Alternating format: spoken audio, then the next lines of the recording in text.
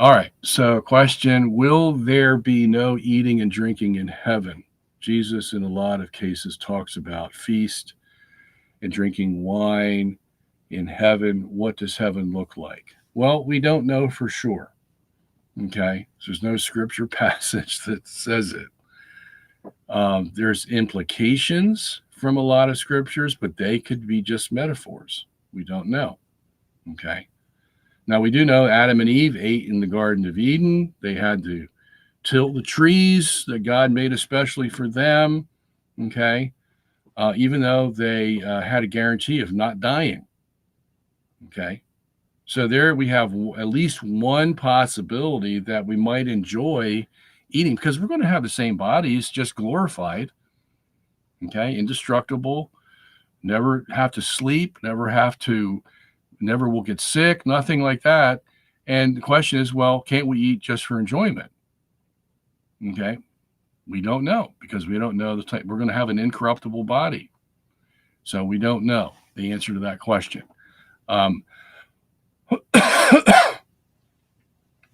There was something else I was going to say. All right. So, and because we don't know, because Scripture is not definitive on this, we have two major views in the history of the church of what heaven's going to be like. Okay. Let me take Thomas Aquinas first. And you can read all about this in my commentary on the Apocalypse, Apocalypse 21 and 22. Aquinas was a contemplative of his day. And I think that's the word I wanted before. When I was talking about St. John of the Cross, St. Teresa of Avila, Meister Eckhart, and all these guys, they were contemplatives. In other words, they could sit for 16 hours and just stare at the cross. Stare at the cross for 16 hours, and then go to bed and wake up the next morning and do the same thing all over again. Okay?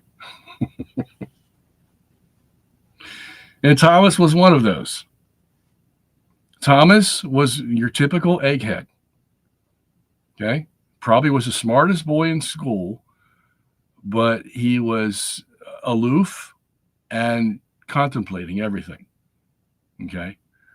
Where the other boys are out there playing baseball or whatever they played during those days, he was in there thinking and cogitating, and then he went to the monastery, and that's all he did.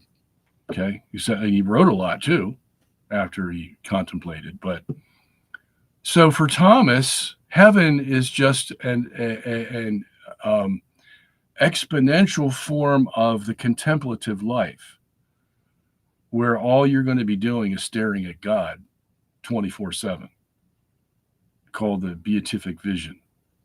Okay. And that's it. You're not going to be moving around, taking a trip to so-and-so, or, this so-and-so planet over here, or whatever. You're just, whatever position you're in, that's it. You're just going to be observing the beatific vision for eternity. Because what do you have to do? What else is there to do? Okay. So, now you would expect that from Thomas. You're a proverbial egghead. And then you have Augustine. And you would expect something different from Augustine, from his lifestyle, from his experiences. Augustine believed that, hey, man, we're going to be going here and there and everywhere. And it's going to be quite easy, because we got the glorified body that could, instantaneously transport to somewhere we want to go, meet some friend or whatever. And that's what heaven's going to be like. Everything that you did here on earth is just going to be without any pain or frustration in heaven, and you're going to do it a lot quicker. Okay? And hey, who needs to be contemplative? Come on, man. What do you think got me here? I've been thinking about this stuff all the time. Now I'm going to enjoy it. Okay? So I put my dues in, And now it's time to enjoy. So I can run real fast and I can do all kinds of things that I couldn't do before. And that's how we're going to enjoy eternity, you see. And every once in a while, I can have a conversation with God if I want to. I just knock on his door or whatever, and, or maybe I could just transport there real easy and talk to Jesus and then, go my way. That was Augustine's view. And he describes it in quite a lot of detail. Okay. And then you got people on either side of Augustine and Aquinas debating.